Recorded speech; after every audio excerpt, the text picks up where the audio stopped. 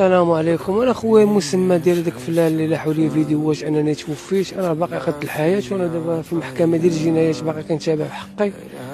هادشي اللي كاين، راه داروني توفيت. انا خويا سيكيريتي خدام في التيران، انا جاي كنرجع الناس كنرجع فيهم نيت هما حتى تيصيفط لي حديد على راسي. هذا زهقاتني، رجا بالله حرداتني، راه الناس سابوا الفيديوهات وانا الحمد لله راه باقي على قد الحياه. ضروري انا دابا راه خرجوا لي تصريح، ونهار 29 واحد راه عندي جلسه معاهم عاوتاني. شهاده طبيه كلشي تكلفت بها اخويا، والشركه راه واقفه معايا والمخزن تا هما راه واقفين معانا الحمد لله.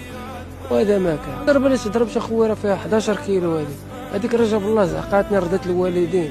هذيك راه كنا جاتني نيشه المخ، الله يرحم لي. رجا بالله ضربتني، ها راه وريتكم الفيديو، ضربتني ها وطاحت. والملائكه ديالي شدات هذاك خونا سبحان الله، راه زهق فين بغى يلوحها راه طاح. كنا جابه فاس، راك شايف ماكش غادي نبقى في الحياه. شو الحمد لله. الرساله كنوصل، انا باغي ناخذ اخويا التعويضات ديالي وحقي العينين، ندير عمليه تجميله جاتني في وجهي.